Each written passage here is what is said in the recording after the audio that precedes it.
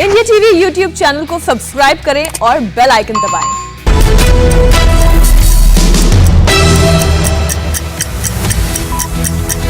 नमस्कार, आप देख रहे हैं इंडिया टीवी। वक्त है सुबह 9 बजे की 9 बड़ी खबरों का। आपके साथ मैं हूं अर्चना सिंह। आज हम आपको बताएंगे ब्लैक फंगस को हराने के लिए सरकार ने लिया है क्या कड़ा फैसला। देश में लाखों लोगों का क्रेडिट कार्ड डेटा कैसे हो गया चोरी और व्हाइट फंगस पर आई है क्या राहत वाली खबर। लेकिन सबसे पहले देखिए आधी रात कहां जलजले ने बचा दिया हड़कंप।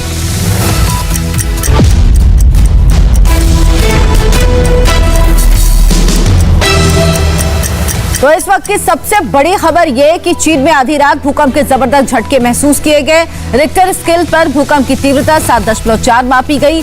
चीन भूकंप नेटवर्क केंद्र ने स्थानीय सोशल मीडिया प्लेटफॉर्म वीबो पर एक पोस्ट जारी किया और चेतावनी जारी करते हुए कहा कि लोग इमारतों से बाहर आ जाएं। ये भूकंप चीन के किघाई प्रांत में आया। चीन के ग्लोबल टाइम्स के मुताबिक भूकंप से नुकसान की अभी तक कोई खबर नहीं आई। 2 दिनों के अंदर चीन में भूकंप का यह तीसरा झटका है। हालांकि आज आए भूकंप से पहले के दोनों भूकंपों की तीव्रता कम थी। एक की 6.1 मापी गई जबकि दूसरे की 5।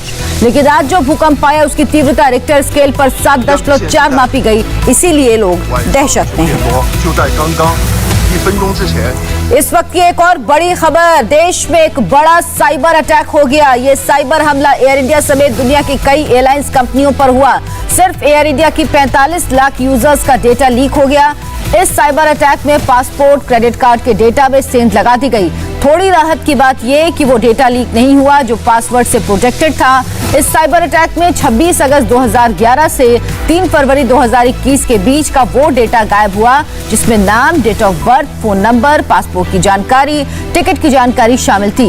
एयर इंडिया के अलावा जिन एयरलाइंस कंपनियों पर यह साइबर अटैक हुआ उनमें Malaysia airlines, Finnair, Singapore airlines, Lufthansa और कैथे पैसिफिक शामिल हैं। इंडिया टीवी संवाददाता कुमार सोनू इस वक्त हमारे साथ जुड़ गए हैं। कुमार सोनू, कस्टमर्स का ये डेटा हैक हुआ है तो अब एयरलाइंस प्रशासन क्या कह रहा है, क्योंकि कुछ कस्टमर्स को उन्होंने मैसेज भी भेजे हैं। देखिए, मैं आपको बताऊं अर्चना कि 45 लाख कस्टमर्स का ये डाटा चोरी हुआ है साइबर अटैक के जरिए। और ये इस डाटा में जो कस्टमर का पासपोर्ट की डिटेल थी, डेट ऑफ बर्थ की डिटेल थी, मोबाइल नंबर और इसके साथ साथ जो क्रेडिट कार्ड की डिटेल है वो चोरी हुई है। हालांकि सबसे बड़ी राहत की बात ये रही है, एयर इंडिया की तरफ से कहा गया है कि सीवीवी और सीवीसी नंबर चोरी नहीं कर पाया है हैकर। फिलहाल एयर इंडिया के साथ साथ जो उसकी सहयोगी एयरलाइंस हैं उनका भी डाटा चोरी हुआ है, उन पर भी साइबर अटैक हुआ है। फिलहाल इस मामले की अब जांच की जा रही है। लेकिन साथ ही साथ कंपनी ने, एयर इंडिया ने जो क्रेडिट कार्ड जारी करने वाली कंपनियां हैं उनको भी कहा है कि वो भी अपने डाटा में बदलाव करें और साथ ही साथ उन कस्टमर्स को भी कहा है कि वो भी अपने अपने पासवर्ड बदल लें। इसके साथ ही एयर इंडिया ने अपने सर्वर का पासवर्ड भी बदलने की तैयारी कर दी है, वो भी उसकी भी तैयारी की जा रही है और वो भी पासवर्ड बदला जा रहा है। उसके साथ ही एयर इंडिया ने ये भी कहा है कि जो फ्रिक्वेंट फ्लायर थे, यानी कि जो लगातार सफर करते थे एयर इंडिया की फ्लाइट में, उनका डाटा जो है सबसे ज्यादा चोरी हुआ है। तो ये बेहद गंभीर विषय है कि 45 लाख लोगों के मोबाइल नंबर, उनका पासपोर्ट की डिटेल, उनका डेट ऑफ बर्थ, उनका क्रेडिट कार्ड की डिटेल या डेबिट कार्ड की डिटेल, इसके साथ साथ जो उनकी टिकट की डिटेल है वो साइबर अटैक के जरिए जो है चोरी हुई है। जी बहुत बहुत धन्यवाद कुमार सोनू आपका इस तमाम जानकारी के लिए। यूपी के बुलंदशहर से एक बड़ी खबर आई। यहाँ के बाल सुधार गृह में 22 बच्चों के कोरोना पॉजिटिव बनने से हड़कंप मच गया। बाल सुधार गृह में रहने वाले सभी बंदियों की उम्र 18 साल से कम होती है। कोरोना रिपोर्ट आने के बाद सभी बंदी बच्चों को कोविड हॉस्पिटल में शिफ्ट किया गया। 7 मई को पहली बार सभी बंदियों को RT-PCR टेस्ट किया गया था, लेकिन उस दिन तक कोई भी कोरोना संक्रमित नहीं था। गुरुवार को जब स्वास्थ्य विभाग की टीम ने 75 बंदियों को दोबारा सैंपल लिए तो 22 बच्चे कोरोना पॉजिटिव निकले।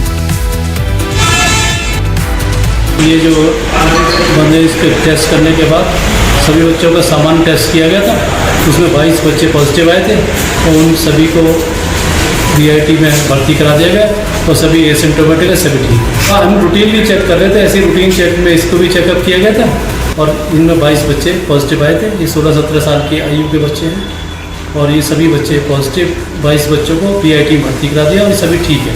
ये बाकी लोगों बच्चों का भी उन पर देखा और दोबारा से फिर उसकी टेस्टिंग कराएंगे कुछ दिन के बाद। तो उन पर निगाह बनाए हुए थे। हम रूटीन चेकअप करते हैं जेल में भी और यहाँ भी, तो उसी के तहत ही पाए गए। यूपी के सीएम योगी आदित्यनाथ ने कोरोना के खिलाफ जंग में खुद को पूरी तरह से झोंक दिया। आज सीएम योगी इटावा और कानपुर के दौरे पर हैं, जहां वो कोरोना मरीजों के इलाज की समीक्षा करेंगे। सीएम योगी सबसे पहले इटावा जाएंगे, जहां वो कोविड कमांड सेंटर के हालात का जायजा लेंगे। इसके साथ ही सीएम योगी इटावा के गांवों में भी जाएंगे, जहां वो ये देखेंगे कि वहां पर सरकारी मदद पहुंच रही या नहीं। इटावा के बाद सीएम योगी कानपुर में कोविड सेंटर का दौरा करेंगे। योगी आदित्यनाथ उन इलाकों में इलाज के इंतजाम का जायजा लेंगे जहां कोरोना इन्फेक्शन ज्यादा है। गांवों में कोरोना की रफ्तार को रोकने के लिए 73,000 से ज्यादा निगरानी समितियां बनाई गई हैं।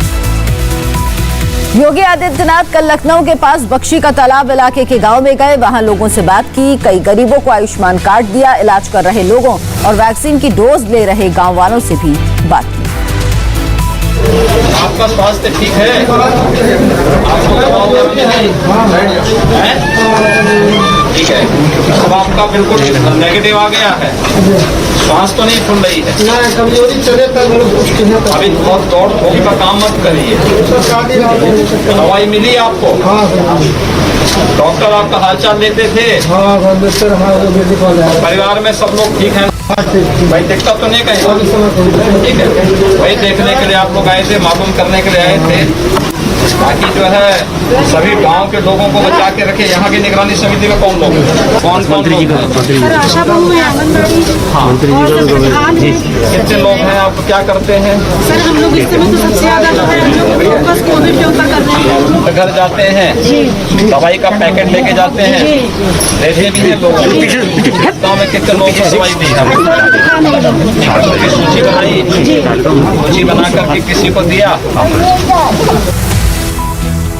देश में कोरोना की दूसरी लहर की रफ्तार लगातार कम होती दिख रही है। पिछले 24 घंटे में देश में कोरोना के 2,54,288 केस दर्ज किए गए, लेकिन 24 घंटे में मौत के आंकड़े देखें तो ये अब भी 4,000 के ऊपर हैं। पिछले 24 घंटे में देश में कोरोना के 4,142 लोगों की मौत हुई। हालांकि संतोष की बात यह कि इस दौरान कोरोना के 3,52,944 मरीज रिकवर हुए, लेकिन कोरोना के एक्टिव केस की बात करें तो ये अब भी 29,20,021 से ज्यादा है। इसका सीधा और साफ मतलब कि नए केसेस में कमी आने के बावजूद कोरोना की दूसरी लहर अब भी लोगों को डरा रही है। हालांकि मेडिकल इंतजाम में पहले से काफी सुधार होने के कारण ऑक्सीजन और बेड जैसी समस्याओं की खबरें भी अब नहीं के बराबर हो गई हैं। एक तरफ कोरोना ने कहर बरपा रखा है तो वहीं दूसरी तरफ ब्लैक फंगस भी देश भर में पांव पसारता जा रहा है। देश भर में अब तक म्यूकरमाइकोसिस यानी ब्लैक फंगस के 7,500 मामले आ चुके और 220 लोगों की मौत हो चुकी। सबसे ज्यादा प्रभावित राज्यों में महाराष्ट्र का नंबर पहले स्थान पर है। महाराष्ट्र में ब्लैक फंगस के 2,000 से अधिक मामले सामने आ चुके। केवल पुणे में 300 से अधिक मामले सामने आ चुके हैं तो गुजरात में 1,900 से अधिक मामले, मध्य प्रदेश में 600 से ज्यादा, राजधानी दिल्ली में 200 से अधिक मामले सामने आ चुके हैं। कुल मिलाकर महाराष्ट्र, गुजरात, मध्य प्रदेश, हरियाणा, दिल्ली, यूपी, बिहार, छत्तीसगढ़, कर्नाटक और तेलंगाना समेत 10 राज्यों में ब्लैक फंगस ने अपने पांव पसारने शुरू कर दिए हैं। तेजी से बढ़ते मामलों को देखते हुए केंद्र सरकार ने गुरुवार को ही राज्य को महामारी अधिनियम 1897 के तहत ब्लैक फंगस को महामारी घोषित करने की बात कही। राजस्थान, पंजाब, यूपी, तमिलनाडु और तेलंगाना सरकार ने ब्लैक फंगस को महामारी घोषित कर दिया। इसके साथ ही कई राज्य सरकारें अलर्ट पर हैं। और अब आपको देश के अलग अलग शहरों की तस्वीरें दिखाते हैं जहां ब्लैक फंगस ने लोगों की परेशानी बढ़ा दी। अहमदाबाद में 15 साल के एक ऐसे बच्चे को ब्लैक फंगस ने जकड़ लिया जिसने 1 महीने पहले कोरोना को हरा दिया था। कुछ ऐसे भी मरीज मिले जिन्हें कोरोना हुआ ही नहीं। सूरत में एक 23 साल के नौजवान लड़के की मौत हो गई, लेकिन उसकी मौत के 7 दिन बाद ये पता लगा कि उसकी मौत ब्लैक फंगस के चलते हुई। ठाणे के वेदांत हॉस्पिटल में ब्लैक फंगस के उन 12 मरीजों का इलाज हो रहा जो कोरोना की जंग जीत चुके हैं। ब्लैक फंगस के मरीजों में इस बीमारी के अलग अलग सिम्टम्स नजर आते हैं। पहली कैटेगरी उन मरीजों की है जिन्हें कोविड से ठीक होने के बाद ब्लैक फंगस हुआ। दूसरी कैटेगरी ऐसे पेशेंट्स की है जिन्हें कोरोना के साथ ही ब्लैक फंगस का इन्फेक्शन भी है। तीसरी कैटेगरी ऐसे मरीजों की है जिन्हें कोरोना हुआ ही नहीं, लेकिन वो ब्लैक फंगस के चंगुल में फंस गए। किसी को बुखार है तो किसी की आंखों में दर्द है, किसी की आंख में सूजन है, कुछ को धुंधला दिख रहा है, कुछ के नाक से काला पानी निकल रहा है, कुछ केस में दांत में दर्द और चेहरे पर काले धब्बे भी दिख रहे हैं। डॉक्टर्स के लिए सबसे चौंकाने वाली बात अहमदाबाद में 15 साल के बच्चे को ब्लैक फंगस होना रहा। अहमदाबाद में 15 साल के बच्चे को ब्लैक फंगस का इतना सीवियर इन्फेक्शन हो चुका है कि उसकी सर्जरी करनी पड़ी। तालू का एक हिस्सा और कुछ दांत निकालने पड़े। जब डॉक्टर्स ने देखा कि बच्चे को ब्लैक फंगस है तो डॉक्टर्स को भी यकीन नहीं हुआ। इस बच्चे का इलाज कर रहे डॉक्टर ने कहा वो 22 साल से प्रैक्टिस कर रहे हैं। 22 साल में सिर्फ 2 बच्चों में ब्लैक फंगस का इन्फेक्शन उन्होंने देखा, लेकिन वो दोनों बच्चे डायबिटिक थे। किसी नॉन डायबिटिक बच्चे में ब्लैक फंगस का ये पहला केस उनके सामने आया है। जो मैंने म्यूकोरमाइकोसिस का अपने करियर में अनुभव पाया है वो ये है कि जो मैं याद कर पा रहा हूँ, which is there in my memory lane, 2 बच्चे हमने देखे हैं और वो पिछले 22 सालों में, और वो दोनों ही डायबिटीज़ के बच्चे थे। पर उसके अलावा मैंने कभी म्यूकोरमाइकोसिस देखा हो ऐसा मुझे याद नहीं आता। उन दोनों ही बच्चों में स्टेरॉयड नहीं दिए गए थे, परंतु बहुत सारे उसके सामने ऐसे बच्चे हैं जिन्हें हमने स्टेरॉयड दिए, 6 हफ्ते 8 हफ्ते के स्टेरॉयड दिए, पर हमने उनमें कभी म्यूकोर नहीं पाया। तो ये बड़ी यूनिक सिचुएशन है। कोरोना महामारी के बीच ब्लैक फंगस ने चिंता बढ़ा दी। कई राज्यों में इसकी वजह से लोगों की मौत हुई। ऐसे में कई राज्यों ने इसे महामारी भी घोषित कर दिया। इस बीच दिल्ली एम्स के डायरेक्टर रणदीप गुलेरिया ने कहा, ब्लैक फंगस की रोकथाम के लिए 3 चीजें महत्वपूर्ण हैं। पहला, शुगर कंट्रोल बहुत अच्छा होना चाहिए। दूसरा, हमें स्टेरॉइड कब देने हैं इसके लिए सावधान रहना चाहिए। और तीसरा, स्टेरॉइड की हल्की या मध्यम डोज देनी चाहिए।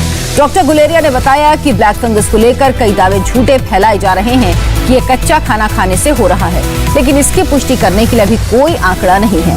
वहीं ऑक्सीजन के इस्तेमाल से भी इसका कोई लेना देना नहीं। होम आइसोलेशन में रहने वाले लोगों के बीच भी ये हो रहा है।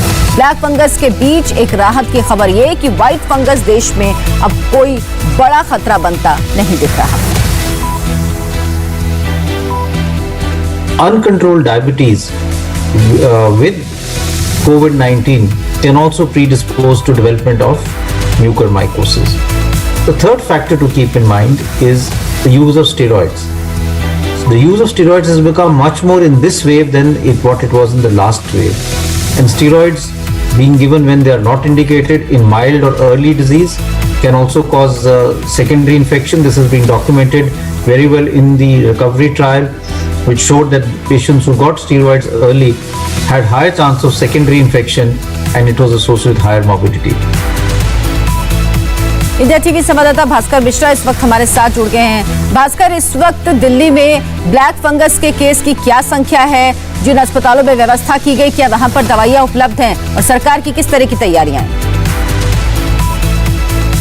और देखिए, ब्लैक फंगस के 200 से अधिक केस हैं राजधानी दिल्ली में, और हर दिन ये डेटा दिल्ली गवर्नमेंट के पास पहुंचता है।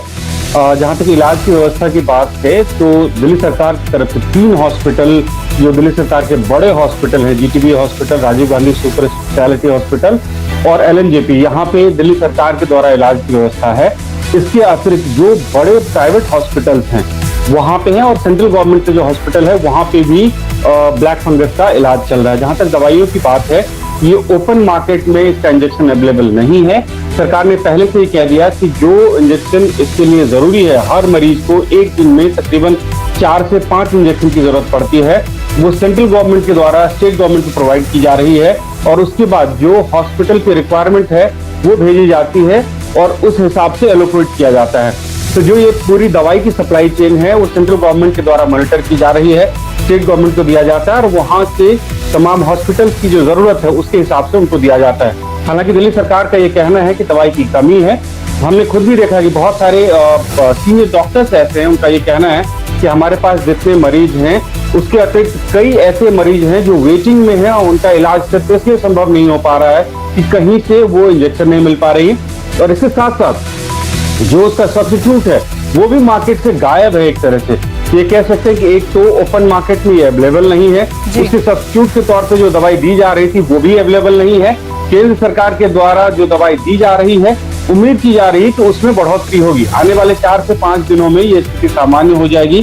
तमाम ऐसी कंपनियां हैं जो प्रोडक्शन बढ़ा रही हैं, तो उम्मीद की जानी चाहिए 3 से 4 दिन में ये स्थिति सामान्य हो जाएगी। बिल्कुल, और 5 और नई कंपनियों को अब ये कहा गया है, फार्मा कंपनियों को, कि वो भी इसकी दवा का उत्पादन शुरू कर दें जल्द से जल्द। भास्कर, कोरोना के केसों का क्या हाल है इस वक्त दिल्ली में? कितने केस इस वक्त डेली आ रहे हैं, और क्या लोग अभी जागरूक हुए हैं या उस तरह दिल्ली की सड़कों में भीड़ अभी भी नजर आती है?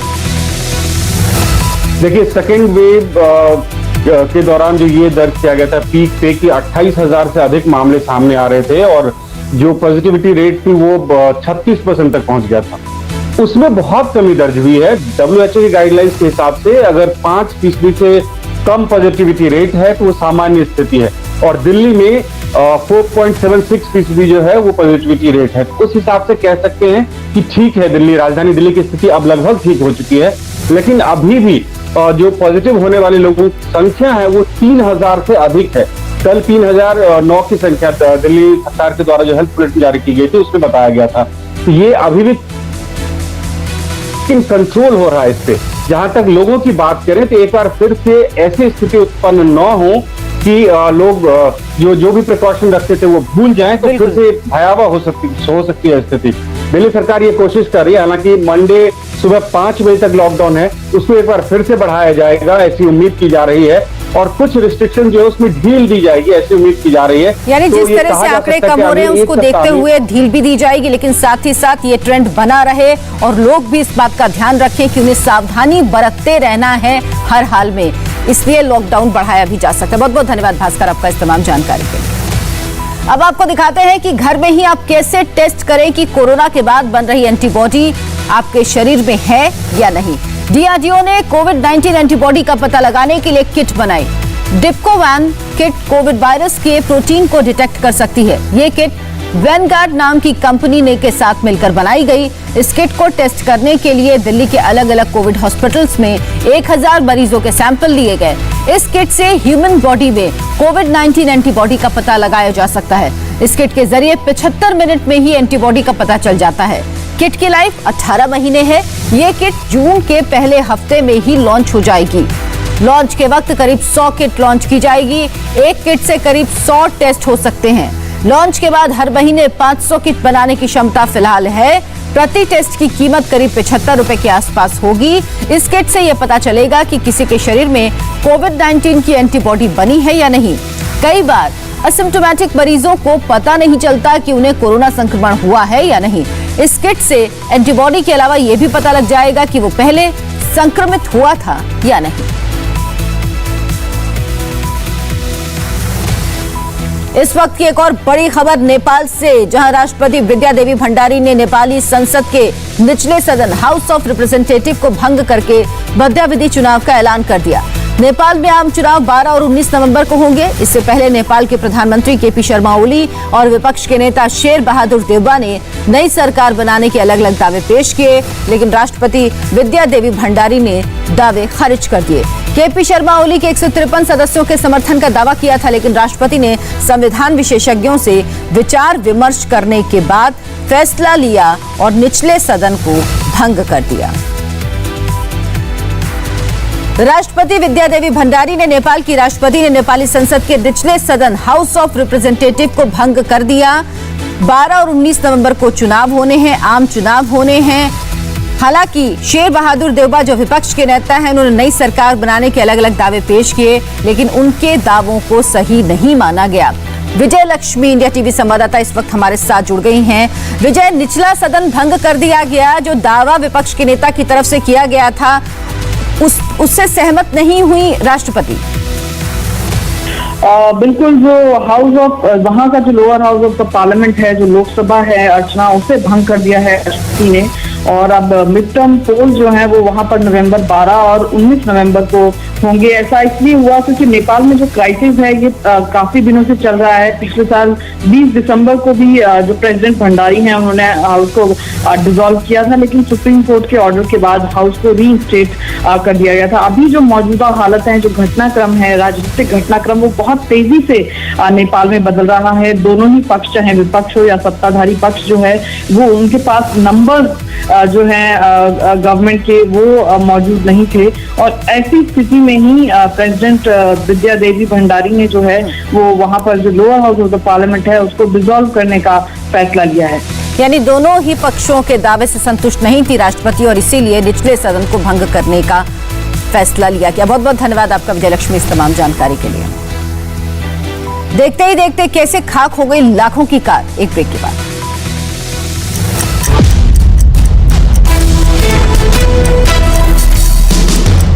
मुंबई के वडाला इलाके में पार्किंग में खड़ी एक कार में अचानक आग लग गई। आग लगते भीषण लपटें उठने लगी। देखते ही देखते कार पूरी तरह से जलकर खाक हो गई।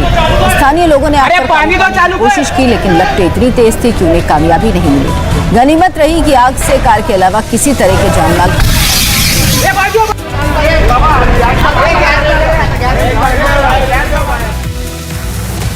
हमास इजरायल युद्ध पर फिलहाल तो विराम लग गया, लेकिन ये सीज फायर कितने घंटे तक जारी रहेगा? क्या फिर से जंग शुरू होने के आसार हैं?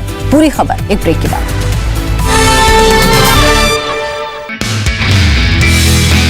नमस्ते, मैं हूं मीनाक्षी जोशी। वीडियो और खबरों से अपडेट रहने के लिए India TV YouTube channel subscribe करें, बेल आइकन दबाना ना भूलें। जुड़े रहें इंडिया टीवी के साथ।